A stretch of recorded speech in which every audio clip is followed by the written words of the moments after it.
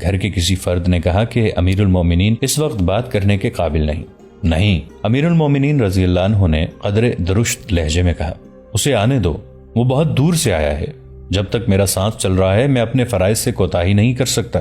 مسنا کو اندر بلا لیا گیا۔ انہوں نے جب ابو بکر رضی اللہ عنہ کی حالت دیکھی تو پشیمان ہو گئے اور بات کرنے سے جھجکنے لگے۔ مجھے گنہگار نہ کر ابن حارثہ، ابو بکر رضی اللہ عنہ نے کہا، ہو سکتا ہے تو مدد لینے آیا ہو، میں اگر تیرے لیے کچھ نہ کر سکا تو اللہ کی باز پرس پر کیا جواب دوں گا؟ یا امیر المومنین، مسنا بن حارثہ نے کہا، محض ہمارے قابو میں ہے، حالات ہمارے حق میں ہیں، لیکن تعداد کی کمی پریشان کرتی ہے۔ مسلمان اب اتنے نہیں رہے کہ انہیں فوج میں شامل کر کے محاذوں پر بھیجا جائے، جو جہاد کے قابل تھے وہ پہلے ہی محاذوں پر ہیں۔ امیر المومنین کے حکم سے ان لوگوں کو مجاہدوں کی صفوں میں کھڑا نہیں کیا جا سکتا جو مرتد ہو گئے تھے۔ میں یہ درخواست لے کر آیا ہوں کہ ان میں بہت سے ایسے ہیں جو سچے دل سے اسلام قبول کر چکے ہیں اور محاذوں پر جانا چاہتے ہیں، کیا امیر المومنین انہیں فوج میں شامل ہونے کی اجازت دیں گے؟ ابن خطاب کو بلاؤ، امیر المومنین نے کہا۔ عمر رضی اللہ عنہ دور نہیں تھے، جلدی آ گئے۔ ابن خطاب، امیر المومنین نے عمر رضی اللہ عنہ سے کہا، ابن حارثہ مدد مانگنے آیا ہے۔ جی، یہ جو کہتا ہے ایسا ہی کرو اور اسے فوراً مدد دے کر محاذ کو روانہ کرو، اور اگر میں اس دوران فوت ہو جاؤں تو اس کام میں رکاوٹ نہ ہو۔ عربوں میں رواج تھا کہ باتیں شاعرانہ الفاظ اور انداز سے کیا کرتے تھے۔ خلیفہ اول ابو بکر رضی اللہ عنہ کی نزا کے وقت چند باتیں تاریخ میں محفوظ ہیں۔ ان کی بیٹی عائشہ رضی اللہ عنہا ان کے ساتھ لگی بیٹھی تھیں۔ انہوں نے باپ کو نزا کے عالم میں دیکھ کر اس وقت کے ایک شاعر حاتم کا ایک شعر پڑھا، جس کا مفہوم کچھ یوں ہے، نزا کا عالم طاری ہوتا ہے، سانس نہ آنے سے سینہ کھلنے لگتا ہے تو دولت انسان کی کوئی مدد نہیں کر سکتی۔ نہیں بیٹی، ابو بکر رضی اللہ عنہ نے نحیف آواز میں کہا، ہمیں دولت سے کیا کام؟ اس شعر کے بجائے تو نے قرآن کی آیت کیوں نہ پڑھی جس کا مفہوم ہے کہ تجھ پر نزا کا عالم طاری ہو گیا ہے؟ یہی ہے وہ وقت جس سے تو ڈرا کرتا تھا۔ ابو بکر رضی اللہ عنہ کی زبان سے یہ الفاظ نکلے تو انہیں آخری ہچکی آئی۔ انہوں نے سرگوشی میں یہ دعا کی، یا اللہ مجھے مسلمان کی حیثیت میں دنیا سے اٹھانا اور بعد از مرگ مجھے صالحین میں شامل کرنا۔ یہ خلیفہ اول ابو بکر رضی اللہ عنہ کے آخری الفاظ تھے۔ دن سوموار کا تھا، سورج غروب ہو چکا تھا۔ تاریخ 22 اگست 634 عیسوی بمطابق 21 جمادی الاخر 13 ہجری تھی۔ اسی رات دفن کر دینے کا فیصلہ ہوا۔ ابو بکر رضی اللہ عنہ کی وصیت کے مطابق ان کی زوجہ اسما بنت امیس رضی اللہ عنہ نے غسل دیا۔ میت پر پانی ان کے بیٹے عبد الرحمن رضی اللہ عنہ ڈالتے جاتے اور عبد الرحمن رضی اللہ عنہ کی والدہ غسل دیتی جاتی تھی۔ غسل کے بعد وہ چارپائی لائی گئی جس پر رسول کریم صلی اللہ علیہ وآلہ وسلم کا جسد مبارک قبر تک پہنچایا گیا تھا۔ اس چارپائی پر خلیفہ رسول کا جنازہ اٹھا اور جنازہ مسجد نبوی میں رسول اللہ صلی اللہ علیہ وآلہ وسلم کے مزار اور منبر کے درمیان رکھا گیا۔ نماز جنازہ کی امامت عمر رضی اللہ عنہ نے کی۔ مدینہ کی وہ رات سوگوار تھی۔ گلیوں میں ہچکیاں اور سسکیاں سنائی دے رہی تھیں۔ رات بھی رو رہی تھی۔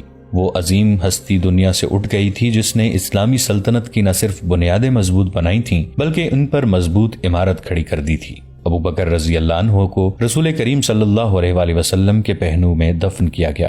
قبر اس طرح کھودی گئی کہ ابو بکر رضی اللہ عنہ کا سر رسول اکرم صلی اللہ علیہ وآلہ وسلم کے کندھوں کے ساتھ تھا۔ اس طرح رسول کریم صلی اللہ علیہ وآلہ وسلم اور خلیفہ رسول کریم کی وہ رفاقت جو انہوں نے زندگی میں قائم رکھی تھی وفات کے بعد بھی قائم رہی۔ ابو بکر رضی اللہ عنہ سب سے پہلے آدمی تھے جنہوں نے اسلام قبول کیا تھا۔ اب خلیفۃ المسلمین عمر بن خطاب تھے۔ انہوں نے اپنی خلافت کے پہلے روز ہی جو پہلا حکم نامہ جاری کیا وہ خالد رضی اللہ عنہ کی معزولی کا تھا۔ انہوں نے تحریری حکم نامہ ابو عبیدہ رضی اللہ عنہ کے نام قاصد کے ہاتھ بھیج دیا۔ خالد رضی اللہ عنہ اب سالار اعلیٰ نہیں بلکہ عام سالار بنا دیے گئے تھے۔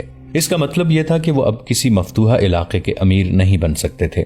مدینہ میں عمر رضی اللہ عنہ نے اپنی خلافت کے دوسرے دن مسجد نبوی میں نماز کی امامت کی اور خلیفہ کی حیثیت سے پہلا خطبہ دیا۔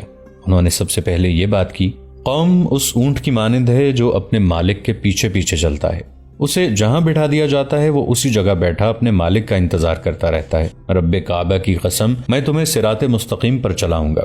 انہوں نے خطبے میں اور بھی بہت کچھ کہا اور آخر میں کہا، میں نے خالد بن ولید کو اس کے عہدے سے معزول کر دیا ہے اور اب ابو عبیدہ افواج کے سالار اعلیٰ اور شام کے مفتوحہ علاقوں کے امیر ہیں۔ مسجد میں جتنے مسلمان موجود تھے ان کے چہروں کے رنگ بدل گئے۔ بعض کے چہروں پر حیرت اور بعض کے چہروں پر غصہ صاف دکھائی دے رہا تھا۔ وہ سب ایک دوسرے کی طرف دیکھنے لگے۔ خالد رضی اللہ عنہ کی فتوحات تھوڑی اور معمولی نہیں تھیں۔ ابو بکر رضی اللہ عنہ ان کی ہر فتح اور ہر کارنامہ مسجد میں بیان کیا کرتے تھے اور یہ خبر تمام عرب میں پھیل جاتی تھی۔ خالد رضی اللہ عنہ کی زیادہ تر فتوحات معجزہ نما تھیں۔ اس طرح خالد رضی اللہ عنہ سب کے لیے قابل احترام شخصیت بن گئے تھے، مگر عمر رضی اللہ عنہ نے خلیفہ بنتے ہی خالد رضی اللہ عنہ کو معزول کر دیا۔ ہر کوئی عمر رضی اللہ عنہ سے پوچھنا چاہتا تھا کہ خالد رضی اللہ عنہ نے کیا جرم کیا ہے جس کی انہیں اتنی سخت سزا دی گئی ہے۔ ان میں کچھ ایسے بھی تھے جو پوچھے بغیر عمر رضی اللہ عنہ کے فیصلے کی مخالفت کرنا چاہتے تھے، لیکن کسی میں بھی اتنی جرت نہیں تھی کہ عمر رضی اللہ عنہ سے باز پرس کرتا۔ سب جانتے تھے کہ عمر رضی اللہ عنہ ابو بکر رضی اللہ عنہ جیسے نرم مزاج نہیں، اور ان کی طبیعت میں اتنی درشتی ہے جو بعض اوقات برداشت سے باہر ہو جاتی ہے۔ ایک نوجوان جو خالد رضی اللہ عنہ کے قبیلے بنی مخزوم سے تعلق رکھتا تھا پھٹ پڑا۔ تاریخ میں اس کا نام نہیں آیا، اتنا ہی لکھا ہے کہ ابھی اس کی مسیں بھیگی تھیں۔ امیر المومنین اس نوجوان نے انتہائی بلند آواز میں کہا، کیا تو اس سالار کو معزول کر سکتا ہے جو اسلام کی شمشیر بے نیام ہے؟ کیا ابن ولید کو رسول اللہ صلی اللہ علیہ وسلم نے سیف اللہ نہیں کہا تھا؟ تو اس تلوار کو زبردستی نیام میں ڈال رہا ہے جسے اللہ نے اسلام کی سربلندی کے لیے بے نیام کیا ہے۔ کیوں؟ تو نے ایسا حکم کیوں دیا ہے؟ کیا عمر رضی اللہ عنہ سے یوں جواب طلبی کی جرت کوئی کر سکتا تھا؟ عمر رضی اللہ عنہ سے تو ہر کوئی دبکتا تھا، اب تو وہ خلیفہ تھے۔ اس کم عمر جوان نے جس تلخی سے بات کی تھی یہ عمر رضی اللہ عنہ کے لیے قابل برداشت نہیں تھی۔ مسجد میں سناٹا طاری ہو گیا، سب کی نظریں عمر رضی اللہ عنہ کے چہرے پر جم گئیں۔ عمر رضی اللہ عنہ کے چہرے پر غصے یا خفگی کا ہلکا سا تاثر بھی نہیں تھا۔ یہ لڑکا مجھ سے خفا ہو رہا ہے، عمر رضی اللہ عنہ نے ایسے لہجے میں کہا جس میں ہلکی سی درشتی بھی نہیں تھی، طنز بھی نہیں تھا۔ کہنے لگے، میں اسے جانتا ہوں، ابن ولید اس کا چچا داد بھائی ہے۔ اتنا ہی کہہ کر عمر رضی اللہ عنہ مسجد سے نکل گئے۔ اگر عمر رضی اللہ عنہ خلیفہ نہ ہوتے تو ان کا رد عمل مختلف ہوتا، لیکن وہ جانتے تھے کہ اسلام نے قوم کے ہر فرد کو، خواہ اس کی حیثیت کچھ بھی ہو، خلیفہ اور اس کے کسی بھی امیر سے باز پرس کی اجازت دے رکھی ہے۔ اس سے اگلے روز عمر رضی اللہ عنہ نے نماز کی امامت کی اور پھر خطبہ دینے لگے۔ وہ خالد رضی اللہ عنہ کی معزولی کی وجہ بیان کرنا ضروری سمجھتے تھے۔ میں اللہ کے سامنے اور قوم کے سامنے اپنے اعمال کا جواب دہ ہوں، عمر رضی اللہ عنہ نے کہا۔ ابن الولید کو میں نے کسی ذاتی رنجش یا کسی بے بنیاد الزام پر معزول نہیں کیا۔ وہ امیر خاندان کا فرد ہے، اس نے امیری میں پرورش پائی ہے، اس لیے ابھی تک اس کی عادتیں امیروں جیسی ہیں۔ وہ شاعروں کو بڑے انعام دیتا ہے، رقمیں ضائع کرتا ہے۔ یہ رقمیں بیت المال میں آنی چاہیے یا امداد کے طلبگار گھروں میں جانی چاہیے۔ وہ پہلوانوں، شاہ سواروں اور تیغزنوں کو بھی انعام دیتا ہے۔ مجھے ابو بکر رضی اللہ عنہ کی خلافت کے وقت بتایا گیا تھا کہ ابن الولید نے اشعث بن قیس کو 10,000 درہم انعام میں دیے ہیں۔ اگر اس نے یہ رقم مال غنیمت میں سے دی ہے تو یہ مجرمانہ خیانت ہے، اور اگر اس نے اپنے حصے سے یہ انعام دیا ہے تو یہ مجرمانہ اسراف ہے۔ اسلام اس عیاشی اور فضول خرچی کی اجازت نہیں دیتا۔ میں خلیفہ اول کو جو مشورے دیا کرتا تھا ان پر میں خود عمل کیوں نہ کروں؟ لوگ خاموش تو ہو گئے، لیکن ان میں بیشتر ایسے تھے جو خالد رضی اللہ عنہ کی معزولی کو بہت زیادہ سزا اور بے انصافی کہتے تھے۔ مورخ یہاں تک تو متفق ہیں کہ خلیفہ دوم عمر رضی اللہ عنہ بن خطاب نے خالد رضی اللہ عنہ کو ان کی فضول خرچی کی وجہ سے معزول کیا تھا، لیکن مورخوں میں کچھ اختلاف پایا جاتا ہے۔ ان میں بعض نے جو کچھ اور وجوہات بیان کی ہیں وہ کہتے ہیں کہ خالد رضی اللہ عنہ کے طور طریقے شاہانہ تھے۔ وہ مفتوحہ علاقوں کے امیر تھے، لیکن ان کی عادتیں خود مختار حکمرانوں جیسی تھیں، جسے چاہتے انعام و کرام سے مالا مال کر دیتے اور کسی حقدار اور نادار کا خیال نہیں رکھتے تھے۔ انہوں نے یہ بھی لکھا ہے کہ عمر رضی اللہ عنہ کو خدشہ تھا کہ خالد رضی اللہ عنہ کا ہاتھ نہ روکا تو مفتوحہ علاقوں کے لوگ کسی وقت مدینہ کے خلاف بغاوت کر دیں گے۔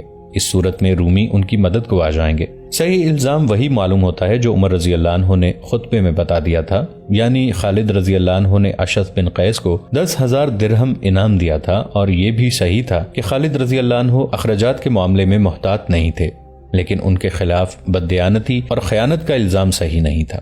وہ اپنے حصے کے مال غنیمت میں سے خرچ کیا کرتے تھے۔ خلیفہ دوم عمر رضی اللہ عنہ نے سالاروں اور دیگر اعلیٰ حکام میں ڈسپلن پیدا کرنے کے لیے بڑا ہی جرت مندانہ فیصلہ کیا تھا، لیکن اس فیصلے میں بہت بڑا خطرہ تھا جو انہوں نے مول لیا۔ خطرہ یہ تھا کہ خالد رضی اللہ عنہ کی جنگی قیادت، قابلیت اور پے در پے فتوحات کی وجہ سے انہیں لوگوں میں اور فوج میں غیر معمولی مقبولیت حاصل تھی۔ ان کی معزولی پر لوگوں میں اضطراب پھیل گیا تھا اور وہ احتجاجی باتیں کر رہے تھے۔ ابو عبیدہ رضی اللہ عنہ اور خالد رضی اللہ عنہ جس محاذ پر تھے وہاں کی تمام فوج کو اکٹھا کر کے ابو عبیدہ رضی اللہ عنہ نے اعلان کیا کہ امیر المومنین ابو بکر رضی اللہ عنہ فات ہو گئے ہیں اور اب عمر رضی اللہ عنہ خلیفہ ہیں۔ فوج کو دوسری خبر یہ سنائی گئی کہ خالد رضی اللہ عنہ کو سپہ سالاری سے معزول کر کے عام سالار بنا دیا گیا ہے اور اب ابو عبیدہ رضی اللہ عنہ سالار اعلیٰ ہیں۔ ابو بکر رضی اللہ عنہ کی وفات کی خبر پر تمام لشکر سے گونج اٹھی، انا للہ و انا الیہ راجعون۔ پھر لشکر سے کھسر پھسر اور سرگوشیاں سنائی دینے لگیں، لیکن خالد رضی اللہ عنہ کی معزولی کی خبر نے سب پر سناٹا طاری کر دیا۔ یوں لگتا تھا جیسے ابو بکر رضی اللہ عنہ کی وفات کو فوج نے ذہن سے اتار دیا ہے۔ مورخ لکھتے ہیں کہ فوج کے خیموں سے بڑی تلخ اور غسیلی باتیں اٹھنے لگیں۔ نیا خلیفہ خالد رضی اللہ عنہ کی مقبولیت سے ڈر گیا ہے۔ ابن خطاب غسیلہ آدمی ہے، وہ ابن الولید کو دبا کر رکھنا چاہتا ہے، کیوں معزول کر دیا ہے؟ ابن الولید کہاں سے پسپا ہوا ہے؟ کس میدان میں شکست کھائی ہے؟ خلیفہ کو ڈر ہے کہ خالد بن ولید خود مختار حکمران بن جائیں گے، اور جو سنجیدہ ذہن کے لوگ تھے وہ پوچھ رہے تھے کہ خالد رضی اللہ عنہ کا رد عمل اور رویہ کیا ہوگا۔ یہ ایک تاریخی اہمیت کا سوال تھا۔ خالد رضی اللہ عنہ کے بغیر اسلامی فوج کی مزید فتوحات مخدوش تھیں۔ مورخوں نے اور جنگی مبصروں نے لکھا ہے کہ جو اہلیت اور جارحیت خالد رضی اللہ عنہ میں تھی وہ کسی سالار میں نہیں تھی۔ ابو عبیدہ رضی اللہ عنہ زاہد اور پرہیزگار تھے اور انہیں امین الامت کہا جاتا تھا، اور وہ بڑے ہی دلیر سپاہی تھے، لیکن ان میں خالد رضی اللہ عنہ والی قیادت کے جوہر نہیں تھے۔ اس سوال کا جواب اگلی کارروائی دے سکتی تھی۔ اگلا معرکہ ایک ہی ہفتے بعد آ گیا۔ ابو عبیدہ رضی اللہ عنہ کو فوج کی کمان لیے ابھی ایک ہی ہفتہ گزرا تھا۔ انہیں اطلاع دی گئی کہ ایک اجنبی ان سے ملنے آیا ہے، اپنے آپ کو عربی ظاہر کرتا ہے لیکن عیسائی ہے۔ ابو عبیدہ رضی اللہ عنہ نے اسے بلا لیا۔ اجنبی تنہائی میں بات کرنا چاہتا تھا۔ ابو عبیدہ رضی اللہ عنہ نے سب کو باہر نکال دیا۔ کیا مسلمان سالار اعلیٰ ایک عیسائی عرب پر اعتبار کرے گا؟ اس عیسائی نے کہا، اگر مال غنیمت کی ضرورت ہے تو ایک جگہ بتا دیتا ہوں، حملہ کریں اور مالا مال ہو جائیں۔ پہلے یہ بتا کہ تو ہم پر اتنی مہربانی کرنے کیوں آیا ہے؟ ابو عبیدہ رضی اللہ عنہ نے پوچھا۔ رومی تیرے ہم مذہب ہیں، تو انہیں کیوں نقصان پہنچا رہا ہے؟ اپنے وطن کی محبت کی خاطر، عیسائی نے جواب دیا۔ رومی میرے ہم مذہب تو ہیں، لیکن زندہ عیسائیوں کو شیروں کے آگے رومیوں نے ہی ڈالا تھا، اور عیسیٰ کو مصلوب کرنے والے رومی ہی تھے۔ میں ان کی شہنشاہی دیکھ رہا ہوں، یہ رعایا کو انسان نہیں سمجھتا۔ میں نے مفتوحہ علاقوں میں آپ کی حکومت بھی دیکھی ہے، آپ رعایا کو انسانیت کا درجہ دیتے ہیں۔ میں رومیوں کے ظلم و ستم کا شکار ہوں، میرے دل میں صرف اپنا ہی نہیں پوری انسانیت کا درد ہے۔ میں مسلمان نہیں، لیکن میں یہ تو فخر سے کہہ سکتا ہوں کہ میں عربی ہوں، اور عرب کے لوگ اچھے ہوتے ہیں۔ اس عیسائی عرب نے ابو عبیدہ رضی اللہ عنہ کو متاثر کر لیا۔ ابو عبیدہ رضی اللہ عنہ نے اس سے پوچھا کہ وہ کون سی جگہ بتا رہا ہے جہاں حملہ کرنا ہے۔ ابو القدس، عیسائی عرب نے جواب دیا اور یہ بتایا کہ یہ مقام ابو القدس کتنی دور اور کہاں ہے۔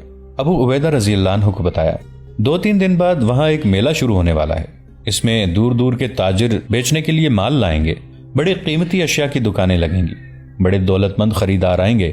اگر آپ کو مال غنیمت چاہیے تو ایک چھوٹا سا دستہ بھیج کر سارے میلے کا سامان سمیٹ لیں۔ کیا اس میلے کی حفاظت کے لیے رومی فوج کا کوئی دستہ وہاں ہے؟ ابو عبیدہ رضی اللہ عنہ نے پوچھا۔ نہیں ہوگا، عیسائی عرب نے جواب دیا۔ میں یہ جانتا ہوں کہ بحیرہ روم کے ساحلی شہر طرابلس میں رومی فوج موجود ہے، وہاں سے فوج اتنی جلدی ابو القدس نہیں پہنچ سکتی۔ آپ کے لیے میدان صاف ہے۔ وہ جانے کے لیے اٹھ کھڑا ہوا، کہنے لگا مجھے زیادہ دیر یہاں نہیں رکنا چاہیے، اور وہ چلا گیا۔ ابو عبیدہ رضی اللہ عنہ نے اس میلے کو موٹا اور آسان شکار سمجھا۔ انہوں نے اپنے مشیر سالاروں کو بلایا جن میں خالد رضی اللہ عنہ بھی شامل تھے۔ ابو عبیدہ رضی اللہ عنہ نے انہیں تفصیل سے بتایا کہ عیسائی عرب انہیں کیا بتا کر گیا ہے۔ یہ مال غنیمت ہاتھ سے نہیں جانا چاہیے، ابو عبیدہ رضی اللہ عنہ نے کہا۔ ابو القدس دشمن کا علاقہ ہے اور اس دشمن کے ساتھ ہماری جنگ ہے۔ جنگ کی صورت میں میلے پر ہمارا چھاپا جائز ہے، اس سے رومیوں پر ہماری دھاک بیٹھ جائے گی۔ ابو عبیدہ رضی اللہ عنہ نے باری باری سب کو دیکھا اور کہنے لگے تم میں کون اس چھاپا مار کارروائی کے لیے جانا چاہتا ہے؟ ابو عبیدہ رضی اللہ عنہ کی نظریں خالد رضی اللہ عنہ کے چہرے پر ٹھہر گئیں۔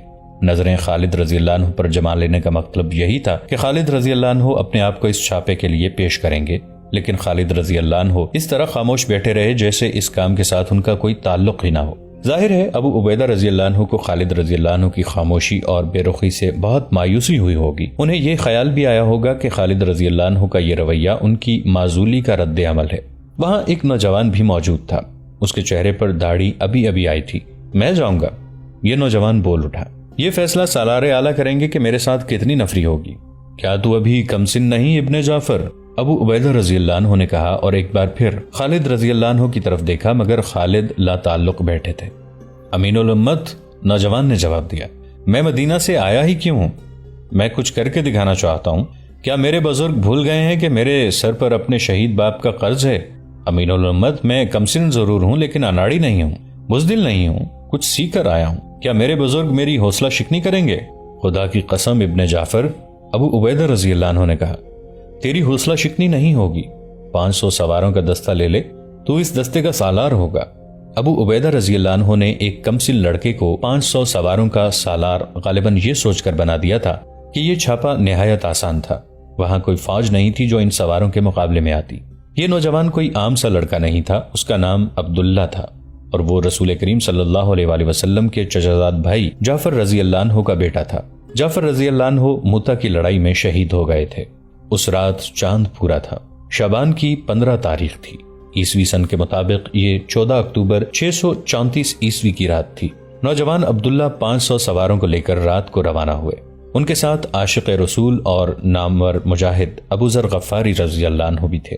یہ دستہ اس وقت روانہ کیا گیا جب میلہ شروع ہو چکا تھا۔ عبداللہ کا دستہ صبح طلوع ہو چکی تھی جب وہاں پہنچا۔ میلہ کیا تھا، وہ تو خیموں، شامیانوں اور قناتوں کا ایک گاؤں آباد تھا، اور یہ گاؤں بہت ہی خوبصورت تھا۔ دکانوں پر بڑا ہی قیمتی مال سجا ہوا تھا۔ میلے کی رونق جاگ اٹھی تھی۔ عبداللہ نوجوان تھا، وہ اپنے آپ کو اناڑی نہیں سمجھتا تھا، لیکن اناڑی پن کا ہی مظاہرہ کیا۔ سب سے پہلے انہیں 1-2 جاسوس یہ دیکھنے کے لیے بھیجنے چاہیے تھے کہ رومی فوج کا کوئی دستہ قریب موجود ہے یا نہیں، اور میلے میں جو لوگ آئے ہوئے ہیں وہ بہروپ میں رومی فوجی تو نہیں۔ اس نے وہاں جاتے ہی حملے کا حکم دے دیا۔ 500 مسلمان سوار میلے کے ارد گرد گھیرا ڈالنے لگے، اور اچانک کم و بیش 5000 رومی سوار جانے کہاں سے نکل آئے، اور وہ میلے اور مسلمان سواروں کو نرغے میں لینے لگے۔ 500 کا مقابلہ 5000 سے تھا، اور صورت یہ پیدا ہو گئی تھی کہ مسلمان سوار گھیرے میں آ گئے تھے۔ ان کی تباہی لازمی تھی۔ یہ 5000 رومی سوار میلے کی حفاظت کے لیے وہاں قریب بھی موجود تھے۔ انہیں معلوم تھا کہ مسلمان بہت تیز پیش قدمی کیا کرتے ہیں، کہیں ایسا نہ ہو کہ مسلمان فوج اچانک آ جائے اور میلے کو لوٹ لے۔ مسلمان سوار رومی سواروں کے گھیرے سے نکلنے کے لیے گھوڑے دوڑا رہے تھے، لیکن کہاں 500 اور کہاں 5000۔ مسلمان جدھر جاتے تھے ادھر سے روک لیے جاتے تھے۔ میلے میں بھگدڑ مچ گئی، لوگوں کی چیخو پکار تھی۔ دکاندار اپنا مال سمیٹ رہے تھے، اور جن کے پاس رقمیں تھیں وہ بھاگ رہے تھے۔ کئی ایک گھوڑوں تلے کچلے گئے۔ مسلمان ہر میدان میں قلیل تعداد میں لڑے ہیں، اس سے انہیں اپنے سے کئی گنا زیادہ لشکر سے لڑنے اور فتح یاب ہونے کا تجربہ تھا۔ انہوں نے 500 کی تعداد میں 5000 کا گھیرا توڑنے کی کوشش کی، لیکن کامیابی کی کوئی صورت نظر نہ آئی۔ انہوں نے کسی کی ہدایت کے بغیر ہی اپنے آپ کو گول ترتیب میں کر لیا اور رومیوں کا مقابلہ کرنے لگے۔ عبداللہ لڑ سکتا تھا، اس خطرناک صورتحال میں اپنے سواروں کی قیادت نہیں کر سکتا تھا۔ وہ سپاہیوں کی طرح بے جگری سے لڑ رہا تھا۔ ابو ذر غفاری رضی اللہ عنہ بھی جان پر کھیل کر لڑ رہے تھے۔ تمام سوار آگے بڑھ بڑھ کر رومیوں پر حملے کر رہے تھے، اور رومیوں کے حملے روکتے بھی تھے۔ ان کی گول ترتیب اس طرح تھی کہ سب کے منہ باہر کی طرف تھے، یعنی ان کا عقب تھا ہی نہیں جس پر دشمن کے حملے کا خطرہ ہوتا۔ رومیوں نے جب مسلمانوں کو اس انوکھی ترتیب میں دیکھا تو وہ سٹ پٹا گئے اور آگے بڑھنے میں محتاط ہو گئے، لیکن ان کی تعداد 10 گنا تھی اور وہ لڑنا جانتے تھے۔ ان کے محتاط ہونے سے صرف یہ فرق پڑا تھا کہ مسلمانوں کی تباہی تھوڑی سی دیر کے لیے ملتوی ہو گئی تھی۔ یہ ممکن ہی نہیں تھا کہ 500 سوار 5000 سواروں کے نرغے سے زندہ نکل آتے۔ یہ 500 مجاہدین اپنے سالار اعلیٰ کی ایک خطرناک لغزش کی سزا بھگت رہے تھے۔ ابو عبیدہ رضی اللہ عنہ امیر الامت تھے، زہد اور تقوی میں بے مثال تھے۔ صحابہ کرام میں ان کا مقام سب سے بلند تھا، لیکن حکومت کرنے کے لیے اور فوج کی قیادت کے لیے اور جنگی امور اور کارروائیوں میں فیصلے کرنے کے لیے صرف ان اوصاف کی ضرورت نہیں ہوتی، بلکہ یہ اوصاف بعض حالات میں قوم اور فوج کو لے ڈوبتے ہیں۔ ابو عبیدہ رضی اللہ عنہ کی سادگی کا یہ اثر کہ انہوں نے ایک عیسائی پر اعتماد کیا اور محض مال غنیمت کی خاطر 500 سواروں کو ایک بچے کی قیادت میں یہ معلوم کیے بغیر بھیج دیا کہ وہاں دشمن کی فوج موجود ہے یا نہیں۔ ابو عبیدہ رضی اللہ عنہ اپنے سالاروں کے ساتھ بیٹھے ہوئے تھے۔ دمشق فتح ہو چکا تھا، اگلی پیش قدمی کا منصوبہ تیار ہو رہا تھا اور فوج آرام کر رہی تھی۔ ایک گھڑ سوار گھوڑا سر پر دوڑا تھا ابو عبیدہ رضی اللہ عنہ کے خیمے کے سامنے آ رکا۔ سوار کود کر اترا اور دوڑتا ہوا خیمے میں داخل ہو گیا۔ وہ ہانپ رہا تھا، اس کے چہرے پر گرد کی تہ جمی ہوئی تھی۔ سب اس کی طرف متوجہ ہوئے۔ سالار اعلیٰ اس نے ابو عبیدہ رضی اللہ عنہ سے کہا، وہ سب مارے جا چکے ہوں گے، وہ گھیرے میں آئے ہوئے ہیں۔ کون؟ ابو عبیدہ رضی اللہ عنہ نے گھبرائے ہوئے لہجے میں پوچھا۔ کس کی بات کر رہے ہو؟ کون کس کے گھیرے میں آیا ہوا ہے؟ ابو القدس، سوار نے کہا۔ ابو القدس کے 500 سواروں کی بات کر رہا ہوں، ان کی مدد کو جلدی پہنچیں، ایک بھی زندہ نہیں رہے گا۔ دوستو آج کے لیے اتنا ہی۔ اسی کہانی کی اگلی قسط کے ساتھ بہت جلد حاضر